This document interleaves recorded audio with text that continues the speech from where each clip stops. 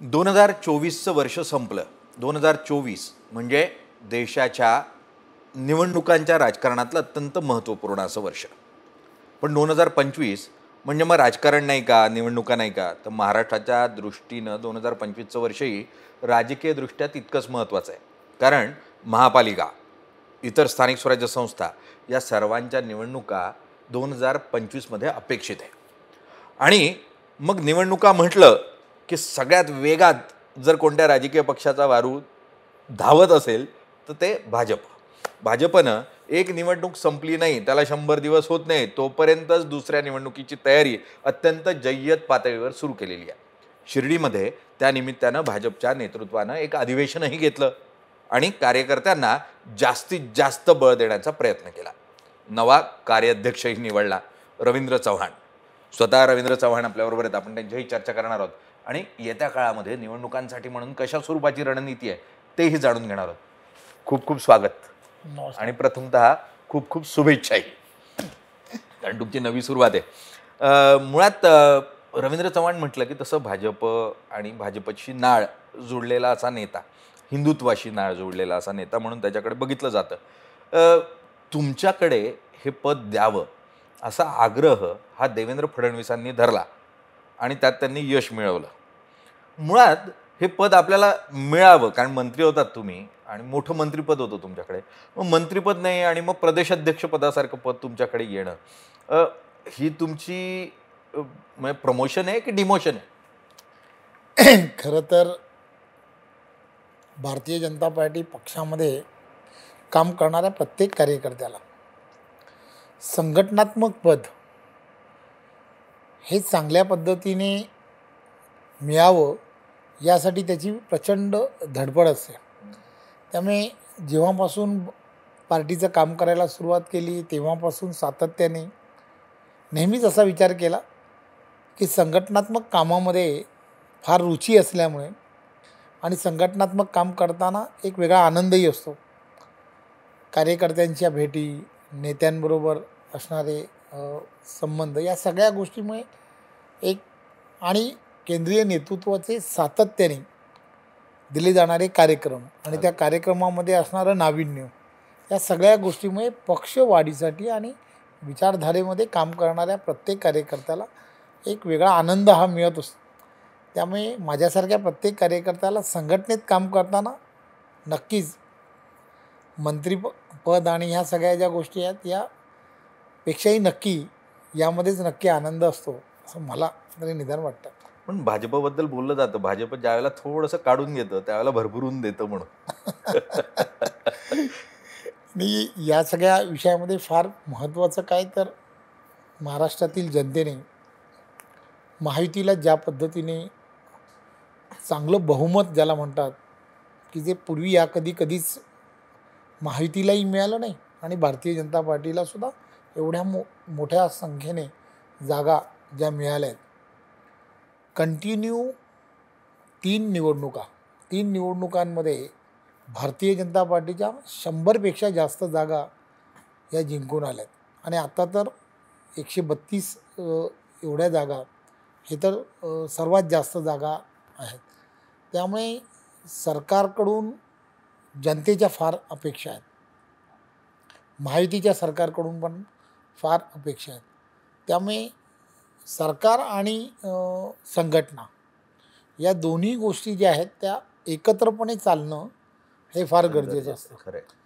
हे सरकारच्या प्रत्येक योजना आहेत, या योजना ज्या आहेत त्या तळागाळातील प्रत्येकांपर्यंत ज्यांच्यासाठी योजना केल्या आहेत त्यांच्यापर्यंत पोचवणं हे खरं तर संघटनेतल्या कार्यकर्त्यांचं काम आहे. त्यामुळे येणाऱ्या 5 वर्षामध्ये फार मोठं ह्या चॅलेंजसुद्धा आहे. आपल्याला सर्वांना माहीत आहे की केंद्र आणि राज्य ज्या पद्धतीने नियोजन करत आहे, आदरणीय पंतप्रधान नरेंद्र मोदीजी यांच्या नेतृत्वामध्ये असणारं केंद्रातलं सरकार महासत्तेकडे देश जावा या दृष्टिकोनातून सातत्याने पंतप्रधान नरेंद्र मोदीजींची असणारी धडपड ही आपण सर्वजण पाहतो आहे. आर्थिकदृष्ट्या सगळी तालमेल योग्य प्रकारे झाला पाहिजे आणि देश एक वेगळ्या दिशेने गेला पाहिजे म्हणून एक उद्दिष्ट डोळ्यासमोर ठेवून पंतप्रधान चालत आहेत आणि ते प्रत्येक राज्याला त्या दिशेने जाण्याच्या दृष्टिकोनातून मार्गही देण्याचा प्रयत्न करतात. आणि महाराष्ट्राने सुद्धा त्याच पद्धतीने एक उद्दिष्ट डोळ्यासमोर ठेवलं आहे 1 ट्रिलियनपर्यंत.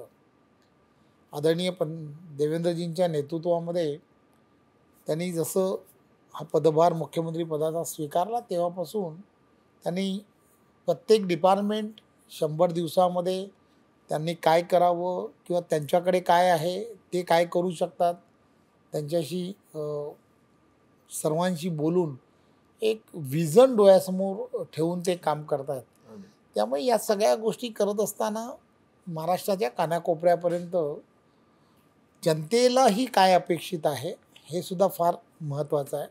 आणि हे खरं तर संघटना म्हणून संघटनेच्या प्रवासांमधून कार्यकर्त्यांकडून तिथल्या असणाऱ्या पदाधिकाऱ्यांकडून हे सगळं जाणून घेऊन ते सरकारपर्यंत पोहोचवणं हे फार गरजेचं असतं. रवींद्रजी, मुळात म्हणजे सरकारला बहुमत मिळालं, उत्तम असं भाजपला बहुमत या ठिकाणी दिसतंय आणि त्यातून देवेंद्रजी मुख्यमंत्री झाले. मुख्यमंत्री म्हणून एक बळकट चाक महाराष्ट्राला मिळालं आणि प्रदेशाध्यक्षही तितकाच बळकट हवा म्हणून तुम्हाला ही संधी मिळाली. साहजिक आहे, यातून आणखी वेगानं सरकार धावणं, कार्यक्रम पुढे नेणं हे शक्य होणार आहे. पण एकीकडे तुम्ही ज्या जिल्ह्यातून येतात, तुम्ही ठाणे जिल्ह्याचं प्रतिनिधित्व करता. कल्याण डोंबिवली हा तुमचा बालेकिल्ला. तोच बालेकिल्ला हा तुमच्या मित्रपक्षाचा पण आहे, एकनाथ शिंदेंचा, जे माजी मुख्यमंत्री आहेत. आणि तिथे रवींद्र चव्हाणांना मिळालेलं बळ म्हणजे एकनाथ शिंदेंना दिलेला शह अशा स्वरूपात बघितलं जाते. तुम्ही कसं बघता? खरं तर सगळीजण काय म्हणतात यापेक्षाही माझे आणि आदरणीय उपमुख्यमंत्री एकनाथराव शिंदेजी यांचे वर्षानुवर्ष राजकीय जीवनामध्ये आम्ही दोघंही जेव्हापासून काम करतो आहे, मी भारतीय जनता पार्टीचं काम करतो आहे आणि ते शिवसेनेचं काम करतात. ते शिवसेना वाढीसाठी काम करतात, मी भारतीय जनता पार्टीच्या वाढीसाठी काम करतो. परंतु तुम्ही कधीच असं पाहिलं नसेल की आमच्या दोघांमध्ये कुठेतरी काही तिढा निर्माण झाला आहे किंवा असं काही झालं आहे का, तर असं कधीच झालं नाही. याचं कारण असं आहे की दोघंही काम करत असताना दोघांच्या मनामध्ये एकच विचार असतो की आपल्याला नक्की काय करायचं आहे आणि त्या दिशेने दोघंही एम ठेवून काम करतो, ध्येय बघून काम करतो. ते त्यांचं ध्येय पकडून काम करतात, मी माझं ध्येय पकडून काम करतो. ते त्यांची संघटना वाढवण्याचा प्रयत्न करतात, मी माझी संघटना वाढवण्याचा प्रयत्न करतो. आणि त्यामुळे असं कधीच झालं नाही की आमच्या दोघांमध्ये काही वेगळं काही आहे, असं काहीच झालं नाही. त्यामुळे आपण पाहिलं असेल की महायुतीमध्ये वर्षानुवर्ष आम्ही सगळेजण काम करतो आहे. त्यामुळे महायुतीचा निर्णय एकदा कधी पक्षाने घेतला, वरिष्ठांनी घेतला की आम्ही महायुतीच्या दिशेनेच जाताना तुम्हाला आम्हाला सर्व. पण स्थानिक स्वराज्य संस्थांमध्ये तुम्ही महायुती म्हणून जाणार आहात? हे स्थानिक स्वराज्य संस्थांचे निर्णय जे आहेत ते निर्णय त्या वेळेला आमचे असणारे वरिष्ठ मंडळी जे आहेत ते वरिष्ठ मंडळी त्या संदर्भातले निर्णय घेतील. परंतु आत्ता आपण पाहिलं असेल की याच्या सगळ्याच्या महायुतीच्या चर्चा किंवा आम्ही वेगळे लढणार आहोत की नाही याच्या सगळ्यांच्या चर्चा लोकसभेला पण होत्या, विधानसभांनासुद्धा होत्या. परंतु आदरणीय देवेंद्रजी असतील, आदरणीय शिंदेसाहेब असतील किंवा अजितदादा, तिघंजणंही अतिशय वेगळ्या पद्धतीचं काम महाराष्ट्राला अपेक्षित असणारं काम करतात. त्यामुळे महाराष्ट्राचं कुठेही नुकसान होणार नाही, महाराष्ट्राच्या जनतेचं कुठेही नुकसान होणार नाही. त्यामुळे तिघांनीसुद्धा पाहिलं असेल की त्या वेळेला जागा वाटप असतील किंवा ह्या सगळ्या गोष्टींमध्ये जसं आवश्यक आहे त्या पद्धतीने जागाही वाटप झालं आणि महायुतीला यशही जे अपेक्षित यश होतं त्यापेक्षाही जास्त यश हे मिळालं. याचा अर्थ एक आहे की तिघांमध्ये एक चांगलं बॉन्डिंग आहे. तिघंही जनतेचं हित कशामध्ये आहे ते बघून निर्णय आमच्यासारख्या सर्व पदाधिकाऱ्यांना, कार्यकर्त्यांना, आम्हाला सगळ्यांना देतील. नाही, पण मग तुम्ही शिर्डीच्या अधिवेशनामध्ये तुमचे नेते असं काय म्हटले की संसद ते पंचायत तक भाजपही, कसं शक्य होईल? मग जर मित्रपक्षांना घेऊन कसं शक्य होईल ते? एक गोष्ट फार महत्त्वाची असते, प्रत्येक पक्ष त्यांच्या अधिवेशनामध्ये तिथे असणाऱ्या कार्यकर्त्यांना मोटिवेशनल स्पीच हे देत असतात. आणि हा जो घोषणा जी आहे किंवा हा जो नारा आहे, हा नारा जो आहे पार्लमेंट टू पंचायत, हा नारा जो आहे हा अमितजी ज्यावेळेला राष्ट्रीय अध्यक्ष झाले तेव्हापासून त्यांनी दिलेला नारा आहे. आणि त्यांनी तो नारा जेव्हा दिला तेव्हा त्यांनी हेही सांगितलं की आम्हाला जगभरातील असणारे सर्व राजकीय पक्ष आहेत त्यामधला आपल्याला सर्वात मोठा पक्ष व्हायचा आहे, त्यामुळे प्राथमिक सदस्यता आपली तेवढी झाली पाहिजे. तर मला आठवतं की ते अध्यक्ष असताना की कम्युनिस्ट पक्ष जो आहे तो पूर्वी जगामध्ये एक नंबरचा प्राथमिक पक्ष सदस्य असणारा पक्ष होता. परंतु त्यानंतरच्या काळामध्ये त्यांच्याच नेतृत्वामध्ये आम्ही सर्वांनी भारतीय जनता पार्टीच्या प्रत्येक कार्यकर्त्यांनी केलेली प्रचंड मेहनत आणि आज संपूर्ण जगामध्ये प्राथमिक सदस्य जास्त असणारा पक्ष कोणता तर भारतीय जनता पार्टी पक्ष. याचं कारणच आहे की एक विजन ठेवून भारतीय जनता पार्टीचे नेतृत्व जे आहे ते नेतृत्व पुढे जाताना तुम्हाला आम्हाला सर्वांना दिसतं. त्यामुळे विजन डोळ्यासमोर 100% आहे. त्यामध्ये दुसराही नारा आहे सशक्त भाजपा. जेव्हा आम्ही म्हणतो सशक्त भारत जर तुम्हाला आम्हाला सर्वांना करायचं असेल तर सशक्त भाजपा हे फार महत्त्वाचं आहे. त्यामुळे असे जे म्हणतात ज्याला ज्या गोष्टी अशा अधिवेशनांमध्ये सांगितल्या जातात त्या बरोबर असतात आणि त्या दिशेने कार्यकर्ता हा जात असतो. त्यामुळे कार्यकर्ता हा नेहमीच त्या दिशेने जाईल यात काहीच शंका नाही. चला की भाजपनं साहजिक आहे पक्ष मोठं होण्याचा प्रयत्न करेल, प्रत्येकजण आपल्या पक्षाला वाढवण्यासाठीचा प्रयत्न करेल, वाढला पाहिजे, कोणताही पक्ष प्रयत्न करेल त्यातून वाढही मिळेल. पण विरोधकच संपून जावा, विरोधक म्हणजे उरूच नाही, अशी जी एक भूमिका भाजपची दिसतीये. त्यासाठी तुमचं काय अजेंडा असेल पुढच्या काळात? कारण तसाही गळीत गात्र झालेलाच आहेत महाराष्ट्रातला विरोधक, तर तुमचा काय अजेंडा असेल? नाही, असं लोकशाही जिवंत राहिली पाहिजे आणि त्यासाठी 100% विरोधक किंवा विरोधी पक्ष हा असलाच पाहिजे. ही वस्तुस्थिती नेहमीच सर्वच आमचे नेते मंडळी सांगण्याचा प्रयत्न करतात. परंतु तुमच्या असणाऱ्या विरोधकांची असणारी जी भूमिका जी आहे ती भूमिका जी आहे ती काय असली पाहिजे हे ठरलं पाहिजे. पूर्वीही अटलजी ज्यावेळेला काम करायचे त्याही वेळेला ते राष्ट्रहित डोळ्यासमोर ठेवून आपली भूमिका मांडताना दिसत होते. आज तसं राहिलेलं नाही. विरोधक कमी कमी होण्याचं कारण काय आहे तर त्याचं कारण वेगळं आहे, हे आपण समजून घेतलं पाहिजे. आता कोण असा विरोधक आहे तो राष्ट्रहिताच्या संदर्भात बोलतो आहे.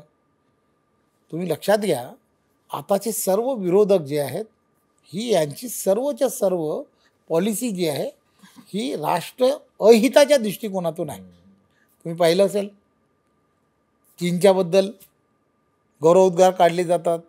आपल्या देशाच्या जे दुश्मन आहेत त्यांच्याबद्दल गौरवोद्गार काढण्याचं काम हे जर विरोधक करायला लागले तर भारतामध्ये असणारे नागरिक जे आहेत ते यांच्याबद्दल काय विचार करतील. त्यामुळे यांच्याबद्दलचं मत जे आहे लोकांमधलं नागरिकांमधलं हे कुठेतरी वेगळ्या दिशेने जायला सुरुवात झाली. हे खरं तर कारण आहे. विरोधक कमी कमी का होत आहेत तर त्याचं कारण असं आहे की जो सामाजिक जीवनामध्ये काम करणारा एखादा समाजसेवक असतो त्या समाजसेवकाला हे लक्षात येतं की अरे मी कोणाबरोबर काम करतो आहे. मी जर देशाच्या विरोधात किंवा देशाच्या अहित जे चिंतात त्यांच्याबरोबर मी काम करणं योग्य की अयोग्य असा विचार करणं होतो. त्यामुळे मग ते काय करतात ते असा विचार करतात की देशहिताबरोबर काम करणाऱ्या पार्टीबरोबर आपण नेहमी केलं पाहिजे. नाही साहजिक आहे. त्यामुळे तुम्ही सातत्याने मग सोरेजचा विषय असेल किंवा आणखी चीनचा विषय असेल किंवा इंडिया स्टेटचा विषय असेल, आता अनेक विषय तुमच्याकडून ते मग, आणि भाजप असे नॅरेटिव्ह सेट करण्यामध्ये अगदी एक्सपर्ट आहे. त्यामुळे काय प्रश्न नाही, तुम्ही विरोधकांना त्या अनुषंगानं योग्य तो मार्ग दाखवतात आणि त्यांची जागाही तुम्ही दाखवतात. येत्या काळामध्ये पण विरोधक समजून घ्या गळीत गात्र होतोय, हे सगळं मान्य आहे. या परिस्थितीमध्ये भाजप वाढेल, पण लोक जे म्हणतात, लोकांना जे वाटतं ते बोलणं किंवा त्याच अनुषंगानं राजकारण करणं, यातून येत्या काळामध्ये जे आर्थिक संकट उभी राहण्याची शक्यता, म्हणजे लाडली बहीण योजना असेल, लाडकी बहीण योजना असेल किंवा इतर ज्या योजनांमध्ये आपण जे बेनिफिट देतोय, रेवडी असा जो प्रकार आहे तो करून आपण कितपत महाराष्ट्राचं राजकारण हे दूरगामी करू शकतो असं तुम्हाला वाटतं? खरं तर ही गोष्ट तुम्ही जी म्हणताय दोन्ही गोष्टी फार महत्त्वाच्या आहेत. दोघांचा समतोल राखणं हे अत्यंत गरजेचं आहे. आणि त्यामुळे एका बाजूने ज्यावेळेला आपण असा बेनिफिट जो आहे, जो ज्यावेळेला देतो त्यावेळेला आदरणीय देवेंद्रजी ज्यावेळेला या सगळ्या गोष्टीचा विचार करतात किंवा या सगळ्या गोष्टींबद्दल विचार करतात, तेव्हा मला पूर्ण खात्री आहे की आम्ही आता विचार काय करतो आहे की आमचं उत्पन्न जे आहे ना ते 1 ट्रिलियनपर्यंत गेलं पाहिजे. त्यामुळे त्या दिशेने जात असताना या सगळ्या गोष्टी ज्या आहेत त्याचा समतोल नक्की साधला जाईल असं मला वाटतं. हा तर विषय झाला आर्थिक विषयाचा, तो समतोल येत्या काळात साधला जाईल अशी अपेक्षा करूयात. कायदा सुव्यवस्थेचा प्रश्न खूप कळीचा मुद्दा झाला आहे. म्हणजे बीडमध्ये प्रकरण उफाळतं, तुमचे सूरज धस प्रकरण लावून धरतात, मग तिच्यात राजकीय लागेबांधे असल्याचं चित्र समोर येतं. एक माजी आमदार इथं बँड्रामध्ये 2-3 महिन्यापूर्वी मारला जातो, सैफ अली खानवर आज हल्ला होतो, आणि मग त्यातून राज्यातली कायदा सुव्यवस्थेचं काय, आणि जर कायदा सुव्यवस्था नसेल तर 1 ट्रिलियन कसं होणार, हा प्रश्न उपस्थित केला जातो. तुम्ही कसं बघता या प्रश्नाकडे? खरं तर यामध्ये थोडीशी जबाबदारी मला वाटतं की आपल्यासारख्या सर्व म्हणजे मी असं आपल्यासारख्या मी याच्यासाठी म्हटलं लोकशाहीचा चौथा स्तंभ आहे ना, म्हणून पत्रकारितेकडे पण पाहिलं जातं. अगदी पॉझिटिव्ह गोष्टी ज्या आहेत ना त्या पॉझिटिव्ह गोष्टींबद्दल सुद्धा आपण विचार करणं गरजेचं आहे. जेव्हा तुम्ही पॉझिटिव्ह थिंकिंगचा विचार जेव्हा करायला सुरुवात कराल ना तेव्हा पॉझिटिव्ह गोष्टी ह्या डोळ्यासमोर जायला सुरुवात. असं 100 गोष्टी आहेत की ज्या पॉझिटिव्ह आहेत. बरं. असा जेव्हा तुम्ही लोकांसमोर जेव्हा घेऊन जाल त्यावेळेला लोकांमध्ये सुद्धा तसा पॉझिटिव्हनेस आहे ना निर्माण व्हायला सुरुवात होईल. आणि ह्या सगळ्या गोष्टी का करणं गरजेचं आहे, तुम्ही आणि आम्ही सर्वजण जेव्हा चर्चा करतो त्यावेळेला बेरोजगारीची चर्चा होते किंवा ह्या सगळ्या ज्या गोष्टी जेव्हा होतात ना तेव्हा असं नेतृत्वाला तुम्ही विचारलं पाहिजे. काय विचारलं पाहिजे की तुम्ही म्हणताय की वाढवान बंदर हे सुरू होणार आहे, किती दिवसात होणार आहे? तर कदाचित नेतृत्व म्हणेल की 2 वर्षामध्ये याची सगळ्याची सुरुवात होईल.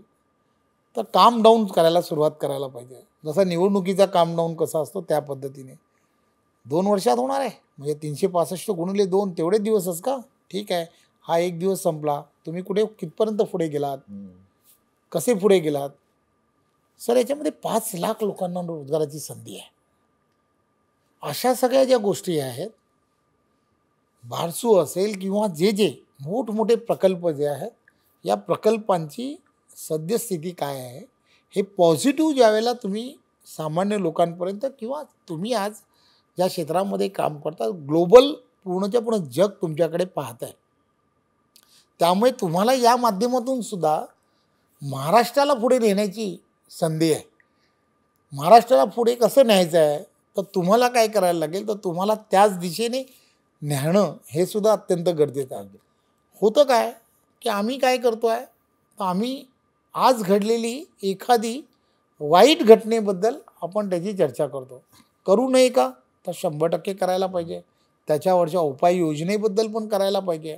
परंतु त्याचबरोबर ती एक वाईट घटना आहे ना त्याबरोबर 99 चांगल्या घटना काय होत आहेत याच्याकडे सुद्धा कुठेतरी जर लक्ष दिलं तर आणि तरच तुमची आणि आमची पुढची पिढी जी आहे ना ती पुढच्या पिढीमध्ये एक आपणच कदाचित नेरेटिव्ह सेट करतो आहे की हे सगळं वाईटच आहे, जग वाईट आहे, जग वाईट आहे असं आपणच तयार करतो की काय. तर आपण असा विचार करायला चालू करायला पाहिजे की नाही, जग फार सुंदर आहे, जगामध्ये हे चांगलं आहे, जगामध्ये ते चांगलं आहे, हे जेव्हा तुम्ही सांगाल ना ते आणि महाराष्ट्रात हे चांगलं आहे. म्हणजे अगदी मान्य आहे की सकारात्मकता हवी का, तर ती हवी, यात काही दुमत नाही. आणि सकाळ माध्यम समूह नेहमी सकारात्मक गोष्टींच्या बाजूनं उभा राहिलेला आहे. पण मग कोंबडं झाकलं की सकाळ होणार नाही का? मग कायदा सुव्यवस्थेचा प्रश्न मांडायचाच नाही का? कारण तो कळीचा मुद्दा होतोय राज्यामध्ये आणि राज्याची प्रतिमा मुळात तशी नाही आहे. महाराष्ट्रासारखं प्रोग्रेसिव्ह राज्य, मुंबईसारखं सुरक्षित, म्हणजे गोपीनाथ मुंडेंनी ज्या काळामध्ये गृहमंत्रीपद सांभाळलं आणि त्यांनी ज्या स्वरूपामध्ये अंडरवर्ल्ड संपवलं त्यानंतर राज्यात सुव्यवस्था नांदायला सुरुवात झाली होती. आता त्याच गँग, बिष्णोई गँग येते, मग छोट्या छोट्या पुण्यात कोयता गँग येते, मग तिथे ती आका गँग येते बीडमध्ये, तर अशा स्वरूपाच्या जर गँग तयार होत असतील तर हा कळीचा मुद्दा आहे आणि त्याच्यावर उत्तर तुम्हाला काय वाटतं असाच प्रश्न आहे मुळात मला. खरं तर त्याला उत्तर काय, तर त्याला उत्तर काय, कायदा आणि सुव्यवस्था योग्य प्रकारे ठेवणं हे सरकार म्हणून सरकारचं काम आहे, यात दुमतच नाही. आणि सरकार ते करत नाही आहे का? सरकार पूर्णच्या पूर्ण ताकदीने त्या सगळ्या गोष्टी करण्याचा प्रयत्न करत आहे. तुम्ही पाहिलं असेल की या सगळ्या गोष्टींमध्ये त्या ठिकाणी या संदर्भात SIT नेमणूक झाली नाही आहे का, तर झाली आहे.